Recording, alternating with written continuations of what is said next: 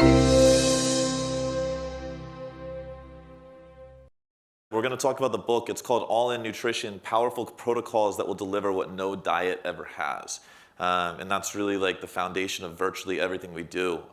We talk about protocols. We never classify what we do as a diet. And so I'll give you guys a quick background. Some of you guys have been here to see me speak before. Some of you haven't. But for me, my entry into the health and fitness space is a lot different than most people. At the age of 18, I had an eating disorder. I was anorexic. I was 118 pounds.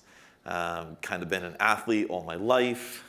Use that word loosely. I was playing golf at the time. But had brought myself all the way down to 118 pounds. Obviously overcame that. Decided right then and there I was going to switch my major in school. Transferred to Florida State. Majored in exercise science with a concentration in fitness and nutrition. And decided from that very minute I was going to pay it forward. There was nothing else in my life that I was going to do. I was just talking to Heather. I honestly believe there's nothing else I'm even that good at. But I have an obsession with food, clearly, and I happen to be pretty good at it, and that's kind of what brings us here today. So normally what I like to do is a question and answer format. We want to keep it a little bit different than what I've done here the last 2 years. So I kind of want to bring to your awareness kind of your relationship to dieting. So the one question I always get when people stop me on the streets or anywhere I am is, what's the best diet that's out there? So let's kind of stop you guys. Let's talk about that. Let's understand what that statement even means, why it's, can I cuss or not? Why it's complete BS, I can, why it's complete bullshit. So much more comfortable, I promise. If I have to hold my tongue, it's like awkward for me. So let's kind of like get around that statement, understand why the word diet in and of itself is bullshit, and really how we need to move forward. As I'm talking, I would love for you guys to think of some questions that you may or may not have. Like I've talked about, we like to do a lot of Q&A. I like to think that you guys came here to learn at least one thing. You probably have a question in your head that you're hoping I'm going to answer. So instead of leaving it to chance, I'm going to call on you guys to come to the mic, ask that question, and I will make sure that I answer it. So let's talk about diet and what that best diet might be. I think the word diet, and most people, they think it kind of revolves around fat loss. That's what most people think of when they're going to diet. They want to lose weight or they want to lose fat. And typically, when somebody's asking me that, I come to it with the expectation there's probably several diets they've already tried. Seeing some of you guys like shaking your head. Yes, I've tried several different diets out there. So where you're at today is you're confused, you're lost. Is it you that's the problem or is it the diet that's the problem? And that's really what we have to figure out. I have the belief that no diet is a bad diet. I also have the belief that no diet is a good diet. Where you're at today is that you just haven't found the methodology or the amount of protocols or the number of things in your life that align that will move you forward. So when we look at the dietary space, it's a lot of calorie restriction. There's the keto diet that is low carbohydrate. Well, when you eliminate carbs, you eliminate calories. Obviously, you should lose some weight. We look at a low fat diet. When you eliminate fats, you eliminate a certain set of calories. You should lose some weight. When we look at intermittent fasting, if you stop eating for 8 to 10 hours per day, you're obviously consuming less calories. In theory, you should lose weight.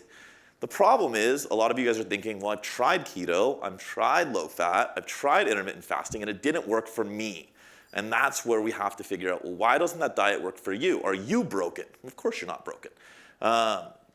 The reasons those don't work for you is you guys have to figure out what we talk about. What are your non-negotiables in life? It's the first question that we ask our clients. And so if your intermittent fasting window is, let's say you're eating from noon until 8 p.m., but your significant other wakes up on Sunday morning at 9:30 in the morning and says, hey, let's go have brunch. Is your diet now completely thrown out the window because you just screwed your fasting window? The psychology of dieting says, yes, it is. You're just going to go ahead and go on a bender that day because, if you eat 100 extra calories, let's eat 100,000 extra calories. It's the same.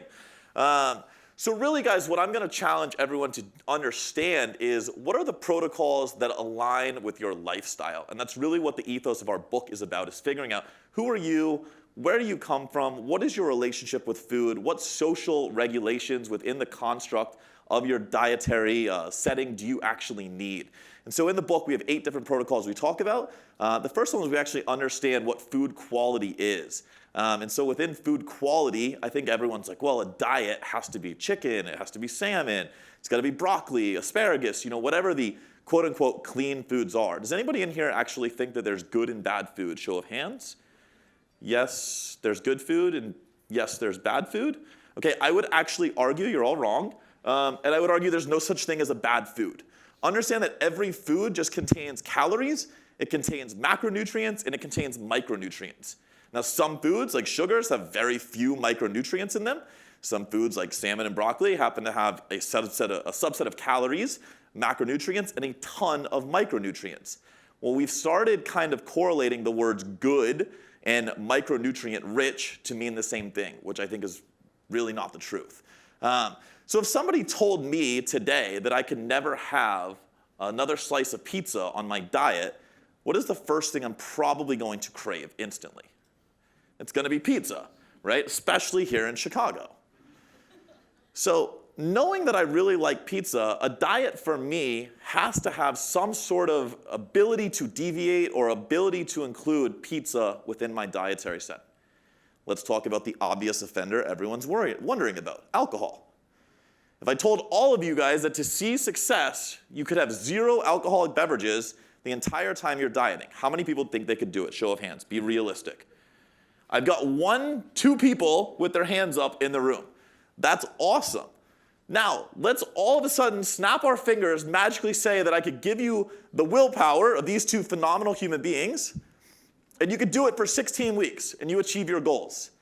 Do you think that those goals are going to be something that you actually keep for 16 more weeks? Chances are no. So then the real question is, did the diet even work? Guys, what we're building is not really a diet, it's a lifestyle. It's a subset of rules that you have to fit into your life. So let's talk about food sources. It really comes down to understanding macronutrients, right? So we've got really simple, we've got proteins, we've got carbs, and we've got fats. No, alcohol is not the 4th macro, as much as we want it to be. Really, it's a breakdown of having the right amount of proteins, carbs, and fats that will move you the direction that you want. So a lot of people are going to say, well, what about calories? Well, if your macros add up to the right amount of calories, yes, that will move you in the right direction. However, let's arbitrarily say it takes 2,400 calories to get you to lose weight. You consume all 2,400 calories from carbs and fats. You think that's going to look real good? Nobody has ever come to me in my 15 years of doing this and said, I want to lose weight but get fatter. So really, when you start talking about weight loss, you're actually talking about fat loss. I don't know very many people that want purely weight loss. It's just something to understand. Does this make sense to everybody? Does anybody have any questions on that? The next big thing is the non-negotiable piece that we talked about. What lifestyle things do you have to have in your diet? So let's arbitrarily say, I can get you into the food quantity piece. You start to understand that. You're willing to track it. Let's say you got to have alcohol in your life. And you're one of those people that has, let's call it 1 drink per night, 7 nights per week. Doesn't seem like much. But when we actually start to look at the effect of alcohol on the body, I would argue pushing all 7 drinks to 1 night during the week would give you better results. It's understanding the effect of alcohol on the metabolism, what we call the priority of metabolism, which we might talk about later, but really the hormonal implications you're going to have. So it's understanding where all of these things fit in. What sacrifices will you make? Will you move alcohol to 7 nights? Will you move it to 2 nights? Will you move it to 3 nights? Let's arbitrarily say you'll only move it to 2 nights. Great. It's now my job as a coach and as an educator to tell you that with the fact that you have to drink 2 nights, you might have wanted to achieve your results in 10 weeks. It's going to take you 20 weeks. That's totally okay. Be 100% patient with yourself because now you're actually living something you can sustain.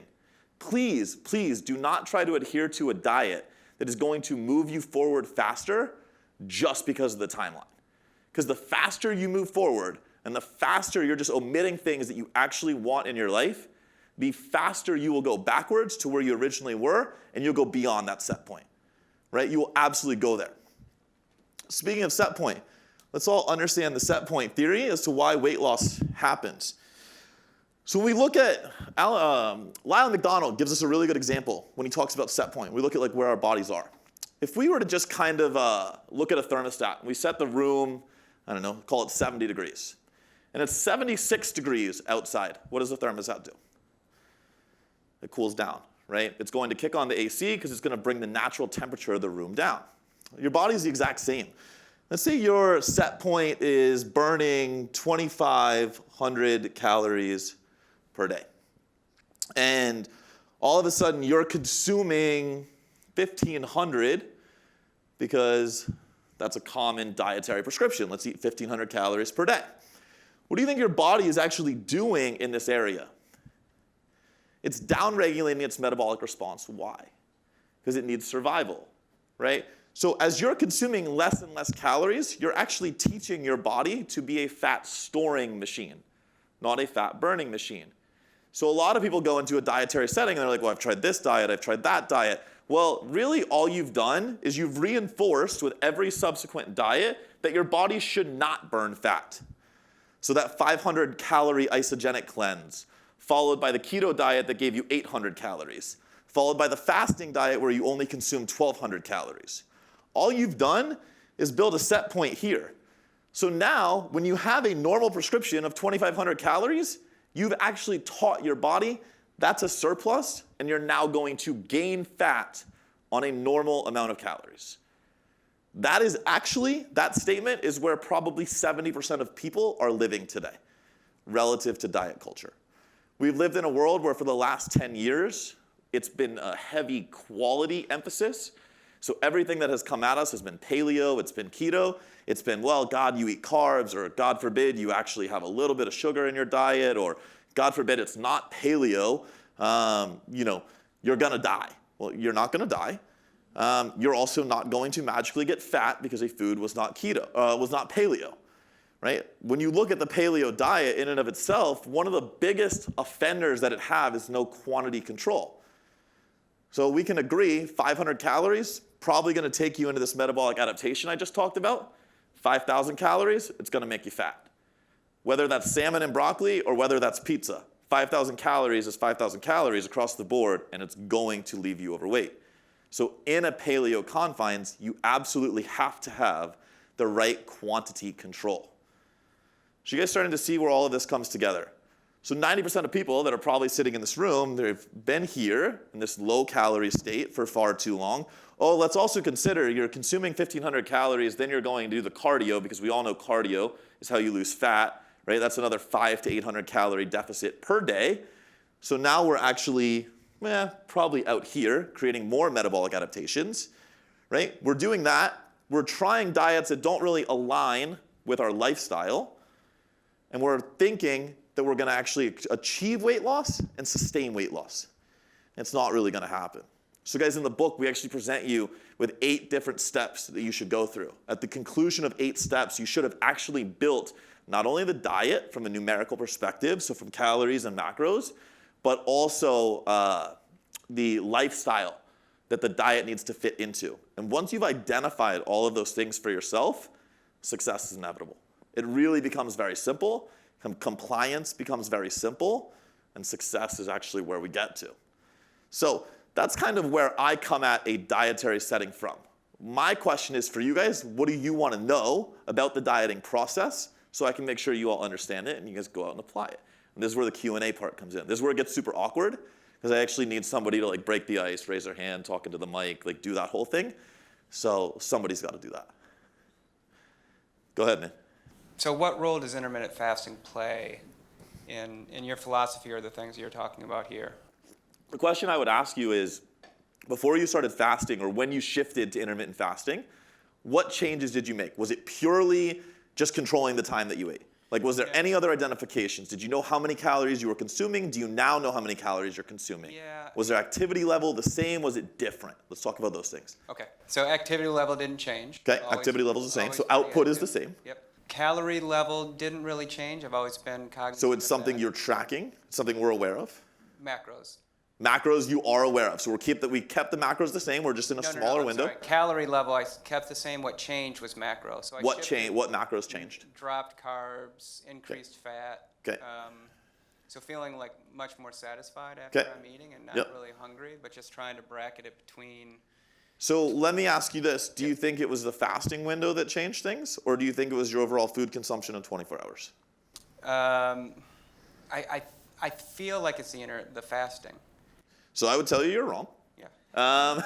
So when we look at that, right, and that's okay, like that's totally acceptable. We have what's called total daily energy expenditure, right?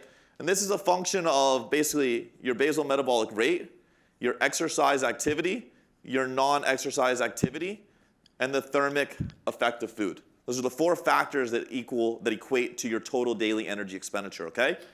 This, not at all controlled by when you eat. This, not controlled by when you eat. This, not controlled by when you eat. That, not controlled by when you eat, right? So all of the calories you're outputting in a 24-hour window, not controlled by what's taken in. So if what you're taking in is being eaten in a shorter window, it's really just relative to the deficit. What I would argue for you is you found a lower carbohydrate approach. You probably had some underlying insulin sensitivity issues, or your activity output did not warrant as many carbohydrates as you were consuming. That's really what your success came down to. All right. So Charles Poliquin has a quote, you got to earn your carbs, right? I don't think we have to go that far with things, but it's a pretty good analogy, right? The person that sits on the couch all day probably doesn't need many carbs. Why? We don't need carbs to live, right? Carbs are what we call a non-essential nutrient. We don't need carbohydrate to survive in this world. We can produce ketones, we can live off those ketones. Hence the ketogenic world we're living in, right? Because you were consuming, I don't know how many carbs, I don't know how many grams, but because you were consuming that many grams, you brought that down, you had a little more of your essential nutrients, the fats, and all of a sudden you're seeing weight loss, you're seeing results. I'm just going to assume you were having too many carbohydrates. Make sense? I think it does, like the whole insulin response in that is. The insulin response is huge. Yeah. Absolutely. Also, to be completely fair, how many hours a day do you eat? Like what's your fasting window? Is it like a 18-6? Yeah, like a 24 or to a 16-8. So 16-8, right? So that's 16 hours fasted, 8 hours eating. The actual intermittent fasting, like the protocol in and of itself, was never actually meant to be a daily thing. It was actually meant to be intermittently you fast, meaning a 24 to 48 to 72 hour fast every now and then. I just did a 24-hour fast on Sunday. I felt great. My GI feels way better, and there's a lot of research that says your gut health is going to get better, insulin sensitivity can improve.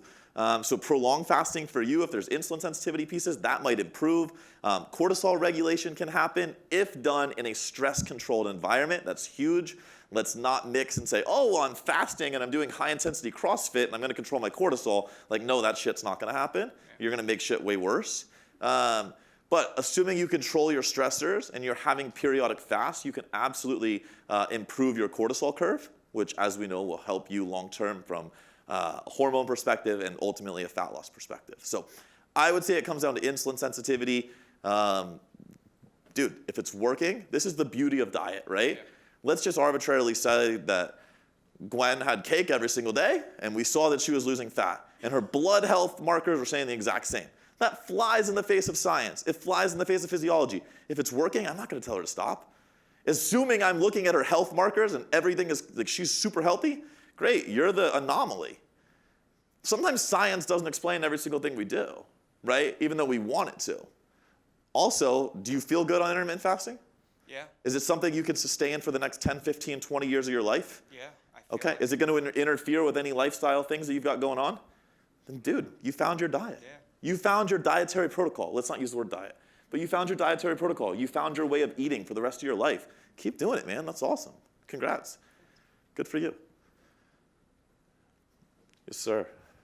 Can you just touch a little more on the alcohol with the metabolism and how that impacts it? Because if it really is that big of a difference, instead of Huge. going home and having a glass or two of wine every night, but I can still have the same amount in 3 nights? So I'm going to give you a lot of empirical data on this because I have 15 years experience and literally have 10,000 people I've put through programs, right?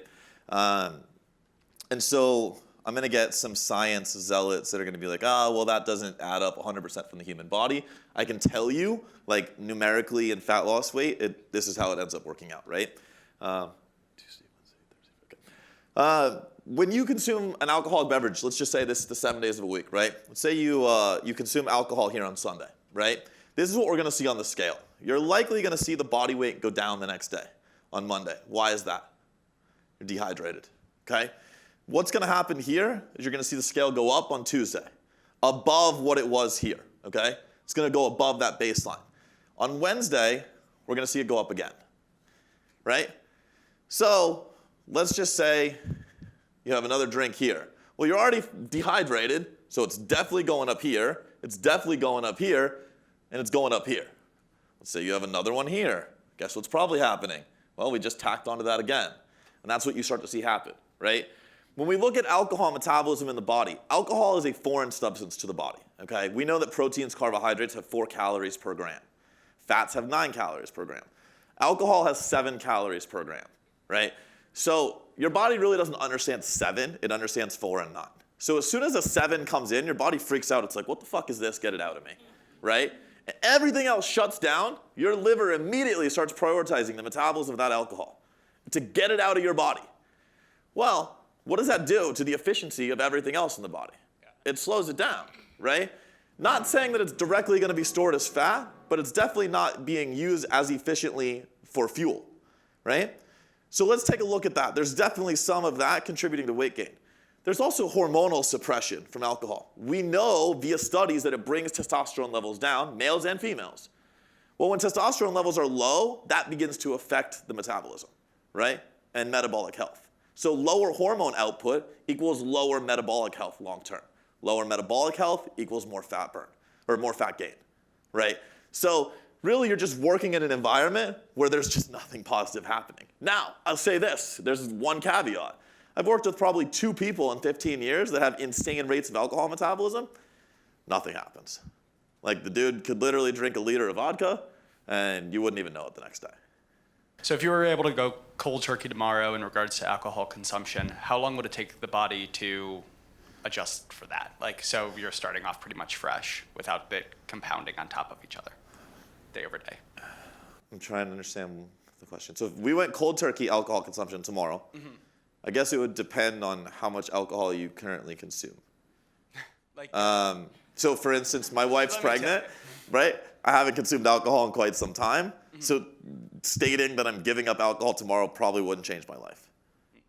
If I'm somebody that drinks pretty frequently, probably as fast as 24 hours, you would start to see things. Like I guarantee you, you give me somebody, can we use you as an example? So Katie likes her alcohol beverages, right? We work together. It's just factual, right? Listen, this is the best part of it. Like we acknowledge it. It's part of her protocol. It's totally acceptable. And this is also part of defining your non-negotiables, right? Like she'll tell you in the beginning when we work together, I'm like, Jesus Christ, why the fuck can't you figure this out? Like stop drinking on Friday nights, stop going crazy. And then I'm like, you know what? Don't stop. Keep doing it. Let's just make sure the other 5 days are a little more controlled. We actually now build protocols that allow her to see success based on that, okay? However, if it's in your diet day in, day out, week in, week out, and you eliminated it for 7 days, when you've eliminated it for 7 days, the results are 2, 3, 4x better in just as little as 1 week. Now, I would argue that first 7 days will be way better, and then it will, like, the effect will slowly diminish, right? So you're gonna see, like, you go from here to here, back down. Just because obviously the hormonal shift, hormones come back up, you're in a really good place, but ultimately everything levels back out. Does that make sense?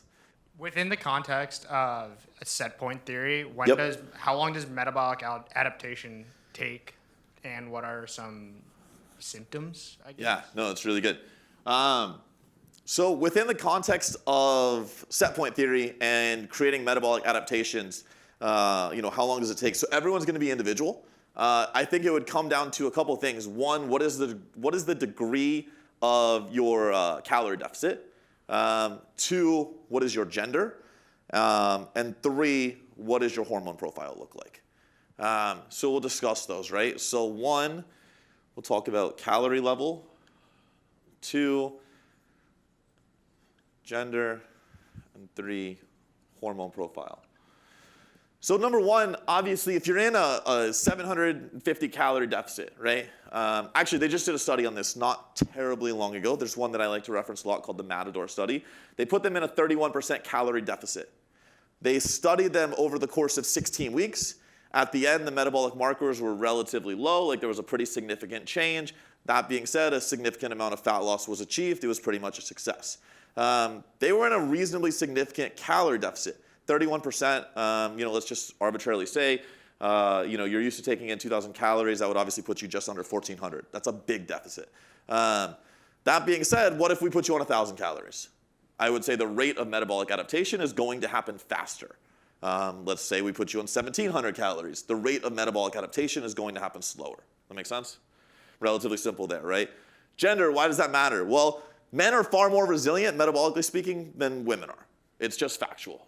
Our hormone profile, our HPA axis just functions a little bit better. And that transitions right into number 3, which is hormones. We have a better sex hormone profile. The more testosterone you have, the less suppressed your HPA will be, and the faster you will recover from that. But let's also look into non-sex related hormones. Let's look at like cortisol and then cortisol to DHEA ratios, which would be kind of described in I guess it would be controversially called adrenal fatigue. A lot of you guys have heard of adrenal fatigue. It's in the media a lot right now. We refer to adrenal fatigue more properly as HPA axis dysfunction. That's truly what's happening. Your HPA axis in your brain is actually suppressed. It's not working properly. It's not able to properly regulate cortisol in your body. If your HPA axis is trashed and you go into a very low calorie deficit, your rate of metabolic adaptation will happen faster. You will also be far less resilient. Does that make sense? So really, you kind of have to look at, well, where am I, right? Is this the first time I've ever dieted? Am I putting myself in a really big deficit? And am I doing mildly intense exercise? It'll happen at a reasonably fast rate, but it's not going to be super permanent, right? Because it's your first time. If you've tried every diet under the sun and you're doing CrossFit on top of 500 calories, it's going to happen very quick, and it's going to destroy your HPA axis, making it not only going to happen faster, but it's going to make it much harder to recover from. Does that make sense? So in terms of signs and symptoms, there's 2 things that we can look at. There's 2 things that we look at as coaches with all of our clients. We look at physical data and we look at physiological data. The physiological data we call biofeedback. So I'm pretty sure any really solid nutrition coach could work purely off biofeedback and create change. To me, that's a marker of a very good coach. But it's learning to understand that person relative to their well-being. What is their hunger response? What is their ability to sleep like? What is their sex drive like? What is their mood? What's their energy? What's their ability to focus and concentrate? What is their body temperature like? Okay, so let's just say all of a sudden, even on 1,000 calories, which is starvation level, you lose your appetite. Well, that's a sign you're becoming metabolically adapted. Let's say all of a sudden, out of nowhere, you're a great sleeper. You no longer have the ability to fall asleep, and you're waking up at 2 in the morning thinking about God knows what. That's a sign you're becoming metabolically adapted. Let's say you no longer have a sex drive. That's definitely a sign you're becoming metabolically adapted. Let's say you're just in a shit mood, or you're just very moody. You're very up and down. That's a sign you've gone too far. Let's say you just can't focus on anything. You sit down in front of your computer, you go to work, you can't do any proper work. That's a sign. So basically, a lot of movement away from what we would call normal or what we would call set point, right? There's movements away from set point in our biofeedback, in our physiological data as well. And those are very indicative of us dipping into metabolic adaptations. Make sense? Back to the intermittent fasting. Yep. Is it different for males and females? I guess I want to know, as far as female hormone levels, can that really mess it up if you're doing it incorrectly? I don't think it's different male to female. I think it's a lot of females will come to intermittent fasting, and this is a statement relative to society today. This is not a blanket statement myopically looking at intermittent fasting, but having the knowledge of the clientele that's out in the world today and where diet culture sits, a lot of females are coming to intermittent fasting, again, having tried 5 other diets, 10 other diets, right? And so they've tried only eating 500 calories, they've tried the cleanse, they've tried paleo, they've tried keto, and they heard fasting is the magical solution. Well, where are they really coming to fasting at? They're coming to fasting with probably some HPA axis dysfunction. Now they're not only limiting the window of time that they're eating, but they're keeping their calories super controlled. So it's not going to help them in any way. If anything, it's only going to further exacerbate the issues. Now, let's talk about what happens in those people, right, from a hormonal standpoint. When you wake up, you're supposed to have very elevated cortisol levels, right? So fasting, in theory, should keep cortisol very high. Insulin's the shutoff valve. Those people are waking up with no cortisol because their HPA is not allowing it to produce, and they're operating all day with no cortisol. So they're not even feeling very good, right? I would not argue that's a male and female thing. I just think females are far more susceptible to getting into HPA axis dysfunction faster, and because of the culture we live in, they've been pushed there a lot easier. But I don't think hormonally there's a difference. Make sense? Yes, sir. I'm confused about this idea of metabolic adaptation, and that you kind of describe it as like consuming less calories is how you lose weight. Yep. Or, but then it screws you up because Yep. then you get adapted to it. So, Isn't that a bitch? so what do you do then? I mean, Read you your just book? throw your arms up and say, fuck it, right? No. No, you're 100% right. And that's like the whole paradigm, and like the whole paradox of dieting in and of itself, right? So undeniably so, right? As body fat levels go down because of the calorie deficit, as you're getting leaner and leaner, your body is 100% throwing adaptations at you to return to set point. So if you're taking somebody that's naturally, let's call it a male at 15% body fat, but because he wants to operate with visible abdominals all year round, right? Because let's be honest, we talk about dieting related to abs, right? Fat loss is always abs. Like nobody cares about like the muscles in their legs. They care about abs. Maybe arms for guys because we're vain like that. But let's say you want to get to 9%. Factually speaking, this sacrifice right here will create a host of metabolic adaptations. There's very little literature to support that you can establish a new set point, right? So if this is your set point, you're living within this set of compensatory mechanisms in your body. Now, you can get down here and you can try to trick the metabolism, and you can say, okay, well, for every 6 days that I'm living in the deficit to get here, one day I'm going to give you what you want, which is maintenance level calories. Or you could come down here and say, I'm going to live 2 weeks here, and I'm going to give you 2 weeks at maintenance calories.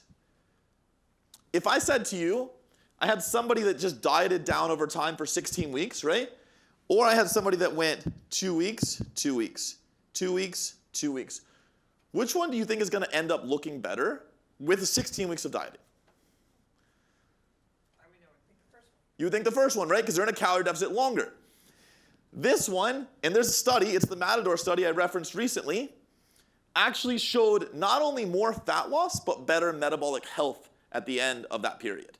Now, mind you, this one was double the length because it took 8 cycles of it to achieve 16 weeks of a calorie deficit, and perhaps that's the reason. However, what scientists tried to show with other earlier studies, and when diet breaks were discovered, or higher calorie days, or refeeds, or whatever we've heard out there, scientists tried to show, well, how much fat do you gain when you go off your diet? So they intentionally took a number of subjects that were on a calorie deficit, and they said, hey, we want you to eat at maintenance level for between 1 and 6 days, right? I think it was something like that. They were trying to show that you would rebound and gain a significant amount of weight because of these metabolic adaptations, right? Well, really, all they showed was that nothing really bad happened. So really, part of a structured dietary phase should be returning to maintenance with some sort of frequency, right? This also comes down to, we've touched on it last time I was here, periodization. When I work with athletes, right, I work on 4 different things. I work on preseason, season, postseason, and off-season. With athletes, that's really easy to see, right? When I work with an athlete, when they're right here, which a lot of CrossFitters are right now, I don't know if any of you here CrossFit, but you're in season because the open is happening, like your visible abdominals don't mean shit. They've never put anybody on a podium for how their abs look, right? We're in the Olympic time right now. Nobody got a gold medal because of how good their abs are. Right? They got the best time. That's why they get the gold medal. Those athletes, they're in season, should not give a shit how they look. They need to go through a very brief phase here because intense exercise is very hormonally demanding. So they actually need a nutritional protocol that addresses their hormones. Now when you're in off season, that's when you can worry about your abs, when you can go into a deficit. However, relative to the year, this is only 25 to maybe 40% if you have a prolonged off season. So you're only living in a calorie deficit for this long. Now if every year we can achieve a little more fat loss, now you're getting here and maintaining better metabolic health. So basically what I'm trying to say, in a lot of fucking words, is Yes, you need to go into a calorie deficit, but you need to control how long you're in that deficit, and you have to have periods of returning to maintenance. It must happen. So that could be periodic refeeds, like 1 or 2 high carbohydrate days per week. That could be maintenance weak calories. That could be cheat days. There's a host of ways to get there. And then I would say, well, which fits into your lifestyle the best? And for people that think cheat days sound super appealing, I can tell you when I did my fitness modeling, I did a diet where for 6 days out of the week, I was in extreme deficit. I was on 1,800 calories. Sunday, I literally got to eat whatever I want. And when I say whatever I want, I mean like I got a Frappuccino on my way to Dunkin' Donuts, on my way to IHOP. Like that was how I started my Sunday mornings. That sounds super sexy and really fun. I'll tell you this, a lot of dieting is psychological in nature. It created food obsessions for me. The other 6 days of the week, all I thought about was what am I gonna do on Sunday? My training went to shit. My relationship went to shit because my only relationship was with the pizza I was eating on Sunday and that Frappuccino donuts and IHOP. Right? So we also have to observe the mental attachments that we build to our dietary protocols. That's super important as well. Does that answer your question? Absolutely. Does it clear it up? Yeah, thanks. Yes, ma'am. So there's a lot of discussions out there how you shouldn't calorie count. Really? Who's having those talks? I feel like there's a lot of nutritionists that are against like calorie counting. Is his name Gary Taubes? Well, like especially with like MyFitnessPal, like there's all these apps that are just making you eat 1,200 calories a day if you like give your goal. So how do you balance like knowing when you're in a deficit? Or I guess do you? Well, that's the best question. I'll stop you right there. How do you balance knowing when you're in a deficit, right? Do you know when you're in a deficit? If I told you today you had to go out and consume food and guarantee you're in a deficit, could you do it? Yes, I think. Do you think you would be in a too big of a deficit and start leading towards metabolic adaptation? I have no idea. So I'm going to argue that if I sent you out into the real world and I said you have to 100% eat in a deficit, you're probably going to eat in a deficit that is greater than 750 or 800 calories under where you should be. That's what we refer to as an absolute deficit. This man asked about the rate of metabolic adaptation. You're going to adapt super quickly. You're going to stop seeing results super quickly. So this is where tracking comes in. Do I think you have to track forever? 100% no. Do I think every single person that undertakes a dietary protocol at some point in their life should track to create a level of understanding as to what they consume? Yes. I think that you, if you're working with a really good coach, should be brought into it gently and should be taken out of it gently. But it's an education tool and it's a resource. It should not be the cornerstone that we're building dependence on as a dietary culture. So when I'm educating other nutrition coaches, I'm teaching them how to prescribe based on quantity. I'm also teaching them how to transition their clients out of that. Because listen, I don't want to track my macros forever. My wife doesn't do that. My kids sure as hell aren't doing that. I can tell you as an anorexic teenager, I would never allow my kids to understand food quantity, right? Other than, hey, don't eat the whole fucking pizza. That's what daddy does. But does that make sense to you? Yeah. So do I think that you shouldn't count your calories? Well, who are you? Where are you in your dietary phase? What have you tried before? Can I show you that you're only consuming 200 calories? Because eating 10 heads of lettuce really isn't very many calories, even though it's paleo, bro. Can I show you that like the whole jar of almond butter has like 4,000 fucking calories? And that even though it's paleo, that's why you're getting fat? A lot of TDE calculations hinge on hard to measure, hard to eyeball Yes. variables. Yes. How do you establish a TDE? So that's a really good question. Total daily energy expenditure definitely, so it relies, first of all, I gave you the 4 factors, right? Basal metabolic rate, exercise activity, non-exercise activity, and thermic effect of food. There is nothing that you're going to intake food and instantly know the thermic effect. There's nothing you're absolutely going to know the number of calories you output in a day, either directly through exercise or from taking 10,000 steps. And we can only reasonably estimate what your BMR is. A better way to figure out how your current diet is affecting you, assuming no metabolic adaptations exist, right? And that's a really big statement. I think in the diet culture today, a lot of books, a lot of websites, a lot of pop culture is throwing out these dietary facts with no caveats. Remember, every time that we talk with the word diet, we should always be starting it with the words assuming all things normal. So assuming you're a normal human being, assuming you have not tried 10 million crazy fucking diets, and assuming your hormones aren't suppressed, we could probably put you in a setting where over the course of 7 days, we could track your calories. We could look at how your body reacted to that 7-day average, and we could come close to estimating what that daily energy expenditure would look like. That, truthfully, is a much better way of doing it than trying to use some formula. Formulas are a great place to start. But let's take somebody, let's see, you eat a ton of food, right? Like this guy right here, if we ran his daily energy expenditure, it'd probably come out to 2,800 calories? 2,800. He probably can consume 4,000 calories and not gain a pound. Well, according to total daily energy expenditure, he should gain 2 pounds a week. So the formulas don't add up. So we actually look at real life. I want to look at his food logs.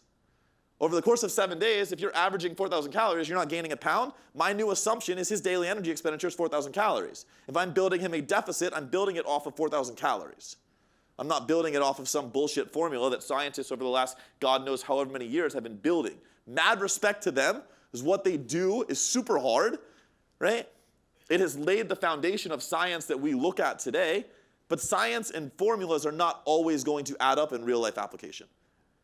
And this is where, honestly, like it's the crux of everything that I teach and the crux of the book, right? When you get into it, real life application says, well, yeah, you should be able to eat keto, like a ketogenic diet and lose tons of weight. If I went on keto, I wouldn't lose a pound. My body needs carbohydrates to thrive. Real life practical application tells me that. Make sense? Yes, ma'am. How do you know what your what your normal maintenance calories are every day? So kind of like what we just talked about. How do you know daily energy expenditure? So the fastest way to do it is to establish your BMR. You can do it Harris-Benedict equation, Katz-McCardle. There's several different formulas out there. Establish your basal metabolic rate and then multiply it times an intensity factor. I believe the intensity scale, correct me if I'm wrong, goes 1.2 to 1.9. 1.2 basically being somebody that's super sedentary, 1.9 being an athlete training multiple times per day. That's where you're going to get your best estimate from for a daily energy expenditure. I still believe for people out there that are educators or that want to become educators, that is the best place to start if you don't have access to 7 days of a food log. Let's be honest, if everybody in here hired a nutrition coach and they said, hey, the first thing you need to do is log your food the next 7 days before I can even prescribe you, you're going to be like, fuck, can't we start yesterday, right? The reality is you're going to want to submit 2 days of food logs, maybe one if you could, or none, and you're going to want to get started tomorrow. So as coaches, those of us that coach in this space will typically work on 3. We'll run this formula, we'll see how it adds up, and we'll make our best estimated guess from there. The reality about coaching is this, and I'll out myself and I'll out every other coach out there. When we give you a prescription, any dietary prescription, it's our best educated guess given the information available to us. Any coach or any nutrition resource or any authority in the health and fitness space that tells you they 100% have the solution for you on day one is completely full of shit, and you should run the other way very quickly. It is 1,000,000% impossible to do, even as a practitioner in the health and fitness space. Other questions? More general question than a weight loss question. What are your thoughts on daily water consumption? Daily water consumption, super simple formula. This is one where I'll use a formula, and it's reasonably accurate across the board. I like to give people, take their body weight in pounds, divide it by 2. That'll give you the number of ounces you need to consume. I like to add 15 to err on the higher side. So a 200-pound male, divided by 2, 100 ounces, add 15, 115 ounces. That's just shy of a gallon. I would say that's pretty reasonably accurate. Typically, that 15 accounts for an exercise variable that's in there. People will sweat. That's replacing the amount of water they're losing during exercise. If they're super sedentary, I would just go body weight divided by 2. Now, are you concerned? I mean, there's lots of effects of dehydration. We can see hormonal downregulation. We can see performance decrement. We can see inability to focus. There's lots of negatives about being dehydrated. Being dehydrated can make you feel bloated, can make it hard to eat all of your calories in the day, can make you feel like shit from consuming your foods that normally wouldn't affect you. So there's a lot of reasons not to go into that dehydration. I always tell people it's the very simplest thing you can control. Just pick up the bottle of water and drink it. Make sense? Thanks, Yeah. So you've talked just a little bit about protocols and about the psychological effect of dieting. Yeah. Given that, how frequently should people step on a scale? It's a really good question. I think it comes down to your ability to understand the scale as a data point. what does weight loss mean, right? We know relative to osmotic fluctuations, water fluctuations in the body, the scale theoretically should shift virtually every day, right? Like we're not gonna be able to ensure that you're the same level of hydration per day, really that you have the same exact number of calories, same macros, right? In a perfect world we could, but even the number of steps you take per day, the amount of sodium you intake per day, potassium, right? That's all gonna affect it. I think if you're looking at the scale as the only determiner of your success, you're definitely doing it wrong. That being said, I think that if you can look at it as one data point amongst several others that we're looking at for progress, then I'm totally okay with you doing it every day. So me as a coach, if I see somebody get on the scale and they freak out because it went up 0.3 pounds one day, even though it had been trending down for 5 days, I'm probably pulling their ability to get on the scale very frequently. That being said, I've been in this space 15 years. I understand fluctuation. I get on the scale every morning and it doesn't bother me. So I think it really comes down to understanding your maturity with the process, your psychological relationship to the process, and really how that's going to affect things moving forward. Because honestly, the scale can be a driver of dietary compliance. If you like the way it's going, you're gonna stay on your diet. If all of a sudden you don't like it, most people, and this is a very big generality, but the truth is most people, what are they gonna do? They're gonna start eating less food. Well, I can tell you 90% of people that come to me, I need them to eat more food. So they're actually gonna make the problem worse. So again, it's understanding the relationship that you have with it and where that fits into your life. Could you touch on some of those other measures of success? Yeah, so we touched earlier on biofeedback, right? So I'm always looking to maintain like a hunger response throughout the process. I'm always looking to make sure all biofeedback markers that we gave earlier are positive.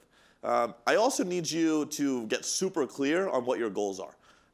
One big thing I see, and this is really common in the space, is people will come to me and say, well, I want to lose weight. Okay, great. Let me also tell you what you're saying when you say you want to lose weight. Even though you didn't directly saying it, you're also saying these things. I'm okay with having mildly less energy. I'm okay with having reduced output in the gym. And I'm okay with occasional, if not extreme or periodic higher levels of hunger. Okay? You're definitely saying those things when you say you want to lose weight, because those are functions of a calorie deficit. Are we cool with that? Right? So the very first thing when we have our conversation, and you tell me that, I'm going to inform you of those 3 things. Now, if we've agreed on that, we move forward, great, then I'm going to allow those things to happen. The problem is, you go in the gym one day, and your back squat went down by 15 pounds, and you come to me and you're like, Jason, what the fuck happened? Well, I told you on day 1 you're going to get a little weaker. It's just part of being in a deficit. You don't have the fuel or the subsequent recovery to keep up with your training modality. That's totally okay. So it's really understanding the process. If we're strictly looking at weight loss, and that's all that matters, great, we're going to do what it takes to achieve weight loss while keeping you healthy. Make sense? Yep. Yes, sir. If you're more interested in, say, strength to weight ratio. So relative body strength. Yeah. Yep. Is it best to try to control your nutrition then through macros or calorie count? So you're not definitely macros. Decreasing your performance. But definitely macros, right? Weight. Because so when you put somebody, like I mentioned earlier, when you put somebody in a calorie deficit, all you're creating is weight loss. Really what you're after in relative body strength is fat loss, right? Because again, nobody wants to get fatter as they're losing weight. And that certainly can happen, right? Like there's McDonald's studies, there's Twinkie studies, things where people ate in a deficit only eating those foods. So we want to obviously maintain as much lean tissue. Remember, you're looking for relative body strength that requires you holding on to your lean tissue, because that's what's actually going to create the power output you need at a slightly lower body weight. Now, I would argue this. A lot of people that are looking for relative body strength, they just don't fuel enough. So they're actually not eating enough food at their current body weight to fuel the level of performance they want.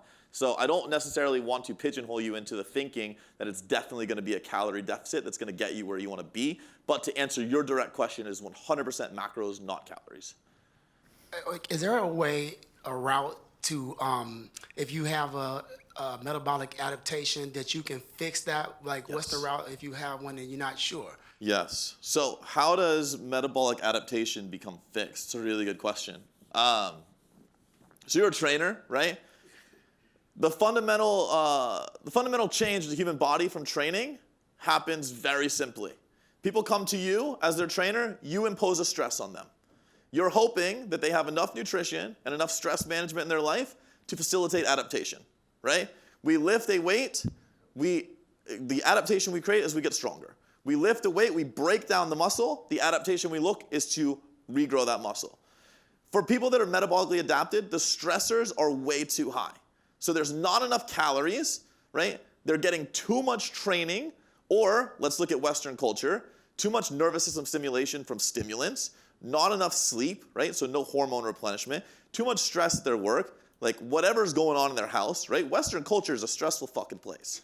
Then we're tacking on calorie deficits and we're tacking on training on top of that. The way out of metabolic adaptation is reduce the stressors. That's the bare bones of it, reduce the stressors. How do we reduce stressors? We feed you more. The food with the greatest impact on metabolic response is going to be carbohydrates. So the hormones that have likely downregulated are going to be metabolic hormones, leptin, ghrelin, peptide YY, T4, T3 conversion. That's going to come mostly from carbohydrates. We're going to try to get you more carbohydrates in your diet. We're also going to pull back on your training. Yes, I just said, even though you want to lose fat and you're not eating enough fucking food, I need you to train less. That is hard for 90% of people to hear, right, Heather? Right. It is the hardest thing in the world to hear, right? But they need to train less. They have to stress less. I need them to sleep more. I need them to consume adequate amounts of water, because most of them don't, right? Then we start going into deeper rabbit holes. What's your food quality like? What is your gut health like? Potentially, how is that affecting your hormone profile, right? Because again, if they're metabolically adapted and they have been for some time, there's some HPA axis suppression. So we're also trying to rebuild that hormone panel. But understand it's a long game. It's not, if you're metabolically adapted and you go into like a reverse diet protocol, we actually have an ebook coming out on like reverse dieting. And we openly address there's 3 ways that you're going to respond to a reverse diet. There's some hyper responders, they're lucky motherfuckers. You feed them more, you allow them to keep their training, they lose weight. We look like geniuses, right? I'm like, hey, I fed this person 3,000 calories more, she got shredded. I'm so smart. There's people that don't really respond that way, but their biofeedback gets better. Perhaps body composition gets a little better, but there's no real scale change. They just feel better and they get to eat more. That's great, because at the end of the reverse diet, they can go into active fat loss, they lose weight. Beautiful. And then there's people that gain weight, and they can gain a significant amount of weight.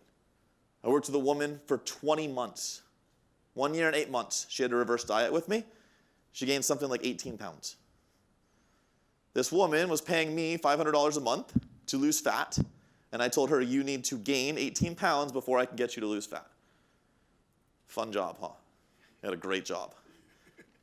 But it's the only way to fix it. Like, what am I going to do, feed her less? She's already eating like 700 calories. You mean to give her 300 calories? She was doing 5 workouts a day. You mean to have her do 10?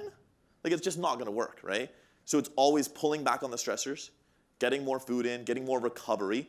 Food is just a vehicle of recovery. It's not the food itself. It's the vehicle and modality of recovery, and it's pulling back on the stressors. Does that make sense? Yeah. Awesome. Yes, ma'am. Going back to the strength question from earlier, if strength is the goal, how do you know if you need to gain more weight to get stronger, if you've kind of plateaued in terms of PRs and things like that? So science would say that more weight is always going to give you more leverage, right? Like scientific principles just say more force is going to create, or more mass is going to create more force, right? That's just relative to strength principles. That being said, a lot of strength athletes have some vanity goals. They don't want to be a fat slob just to push more weight. Or they have weight classes that they have to compete in, so they have to be cognizant of what their body weight gets to. I think it's just a determinant there, right? I mean, the truth is you can always eat more calories, and it should, in theory, provide more output, and more body weight should, in theory, provide more strength. That's scientific theory. I would argue in empirical data that you're actually looking to keep biofeedback markers alive on the top end in a calorie surplus, just like you are in a calorie deficit. I think that your body functions most efficiently in a relative calorie surplus, so really just 500 to 750 calories above maintenance. I think that's where your body functions the most efficiently. So it's just playing the long game, understanding that strength adaptation doesn't happen overnight. I think a lot of people think, oh, well, if I eat 5,000 calories, my back squat will go from 500 to 600 pounds in 5 weeks. It's just being realistic about the goals. I think most people, if you can add 40, 50 pounds on a squat in a year, that's really good. But most people seem to think that we're all superhuman and we can add 200 pounds to our back squat in a year. Let's see. What else do we got? Can you talk about the role of vitamins and supplements in any of this? There's so much competing and sometimes conflicting literature. Yeah, do you have any specific supplements you want to ask me about, or? Well, like the B vitamins, D, C, like the basic groups, and then adaptogens. And their role in which specific goal? Overall health, some of the recovery that you were talking about, reducing stressors. So I think that having a good spectrum of vitamins and minerals in your diet is never a bad idea. I mean, when we look at any subset of goals, be it performance, be it aesthetics, and obviously be it health, you're going to want to have a broad spectrum of micronutrient intake. It's going to give you the best chance of longevity. When your body's functioning optimally, it can lose fat faster, it can perform better, right? So I think that you're going to want to eat micronutrient dense foods. That being said, from a supplement standpoint, I am a big fan of vitamin D, supplemental vitamin D, around 5,000 units a day for most individuals. The reason that I'm so big on that is especially being here in Chicago, it's snowing outside, there's not a lot of sunshine. You're gonna go have a 25 OHD test done. That's a blood test. It'll tell you what your vitamin D levels are. Most people will be clinically deficient or subclinical, right? So I think the reference range is something like 25 to 90, and most people will come in at like a 35.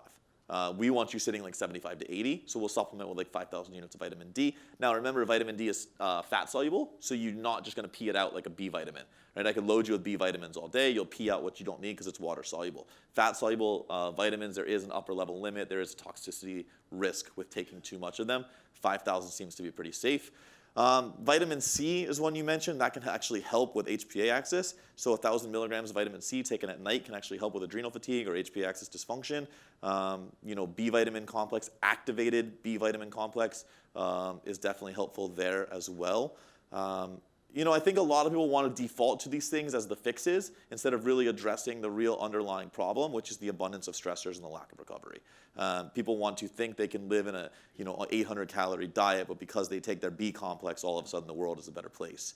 No, that just means you're going to pee out more B vitamins because you're not taking in enough carbs to actually hold that water anyway. So does that make sense? Does that answer the question? I thought you were going to ask me about like fat burners. I'm like, yeah, let's just get them all. Because that's what everybody wants to talk about in supplements. So no, let's not go down that rabbit hole. I'm mean enough. Yes, sir. You mentioned gut health before, which makes me think, all the rage these days is every meal should have yogurt and kefir and bifidobacteria supplements and all that stuff. What stuff in that space do you think is BS and what is backed by science? And so I'm becoming more and more against kombucha every day. Yeah, I know, mind-blowing. So a lot of the live cultures, especially in kombucha, especially the commercial shit that's very sugary that you're finding at Whole Foods that tastes so good, is actually going to feed, like most of the time that's actually going to be a problem. Because half the times when you have gut health issues, it's actually a yeast, it's not just a bacteria. Well, the cultures found in the kombucha is actually going to feed the yeast. So you're actually making it worse. So 90% of people with gut health issues, they do one kombucha, things get better, and all of a sudden they start living on it. If they've developed a yeast, it gets worse. Probiotics in general should be more about acute consumption. I don't believe they have to be taken daily for extended periods of time. They are more about symptom relief in the short term than they should be about long-term prevention. And this is where I think that the nutritional world has it wrong right now. Mark my words, in the next year, 2 years, 3 years, every supplement under the sun is going to claim to have a probiotic in it. That being said, when we recommend probiotics, we recommend it with 5 billion CFU. What you're going to see in the supplements is maybe 1 billion, right? So that means they spent an extra 7 cents per bottle adding 1 billion bullshit in there. That's what it's going to look like. In terms of yogurt and kefir, I'm a fan of kefir. I'm not overly a huge fan of a lot of the yogurt products that are out there. Organic, full-fat yogurt, it's a different story, but most people don't want to go that way, right? Most people want the Dannon, fucking sugar on the bottom because it tastes good, right? But I am a big fan of kefir. I actually use it with a lot of my high-end athletes, especially my fighters. So as their calories get really low, it's a great source of micros for them. It's also keeping their guts healthy. Any athletes I have in a very heavy lactate-based environment, I'm using a lot of gut health protocols with them. I think the reason that we're seeing gut health become such a big thing right now is there's a lot of research in the gut microbiome. Naveen Jain is leading a lot of that. Super intelligent dude. But I also think we're seeing the results of Western culture the last 15, 20 years. We've lived on fast foods. We've lived on low fats. We've lived on processed foods. And remember, this whole if it fits your macros thing got super sexy like 8, 10 years ago. And so people are saying they can lose fat eating nothing but Pop-Tarts, which is true. I'm not going to dispute it. That being said, it's not optimal for gut health. So you're seeing people achieve the results they want, yet they're claiming their guts feel like shit. And that's why it's actually coming to the forefront today. I don't think that we've learned anything overly new outside of the microbiome stuff. I just think we're having to treat it relative to the environment we've been living in. We have people that want to bulk and then they want to cut. Yep. Do you believe it's possible to cut fat and bulk by doing Nope. excess protein? Ooh. Let me stop you, pump the brakes before we even say excess protein. Do I think it's possible to cut fat and bulk at the same time? The answer is no. Unless your training age is very low. If your training age is very low, if you just began training, remember what happens your first 6, 8 months of training? It's your brain that's really adapting. It's not the muscles, right? You're creating neurological adaptations more than you are physical adaptations. Because of that, there's a hypertrophy response regardless of caloric intake. So you could take somebody that's brand new, put them on a low-calorie diet, have them shed the fat relative to the low-calorie diet. Because of the neurological response stimulating hypertrophy, they will also gain weight concurrently. But that happens in the absence of tons of protein as well. The reason you have to have adequate protein in a calorie deficit is because ultimately to create low levels of fat loss, you have to bring down carbohydrates and fats. Carbohydrates and fats are protein-sparing nutrients. So when your protein-sparing nutrients are low, you actually have to have more direct sources of dietary protein. So that being said, when you're in a gaining phase, if somebody's trying to gain weight, carbohydrates and fats are obviously exponentially higher. You don't need as much protein. Because when carbs and fats are high, right, you're sparing the proteins, so your rates of muscle protein synthesis are much higher. That being said, I will say some research is coming out that there's evidence higher protein diets, even in a surplus, are helping stimulate an anabolic response. They are stimulating muscle protein synthesis even further. That being said, I haven't seen enough of those studies to allow me to say yes, high protein, and irregardless of the time of year. Does that answer the question? Yeah. Okay. Yes, ma'am. Can you ever overdo protein? Yeah, if you're eating too many calories.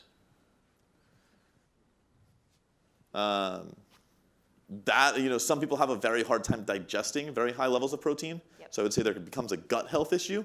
So I guess the answer is, can you overdo it relative to body weight or body comp or GI health? Like which piece are we talking about? If it's body weight, yeah, if you're eating too many calories, even from protein alone, like the carnivore diet, right? That's a new one. I would challenge people to go out and eat 4,000 calories a day purely from meat.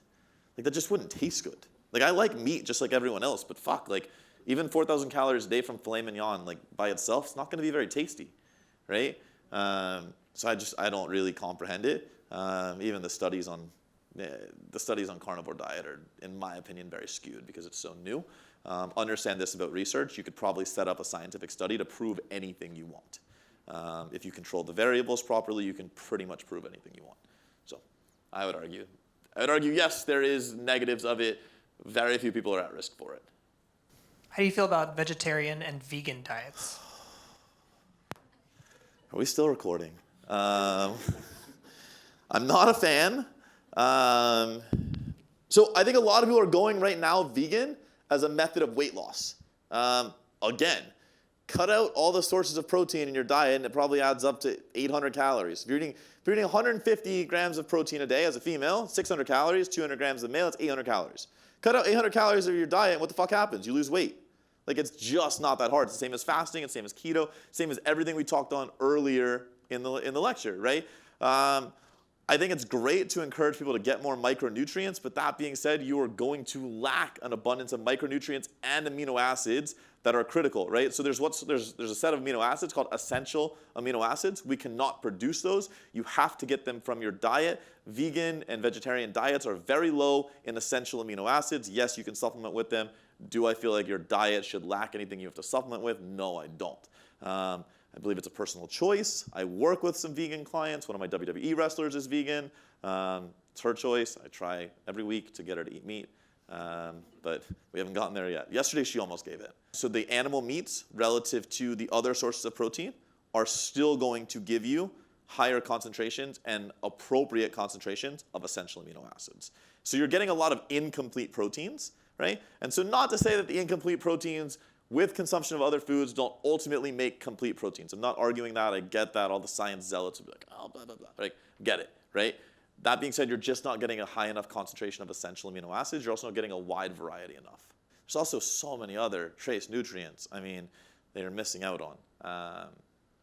That being said, it's a great way to reduce inflammation because most of the fats in animal products are omega-6. Omega-6 are pro-inflammatory, right? The reason people take fish oil is to get higher concentration of omega-3.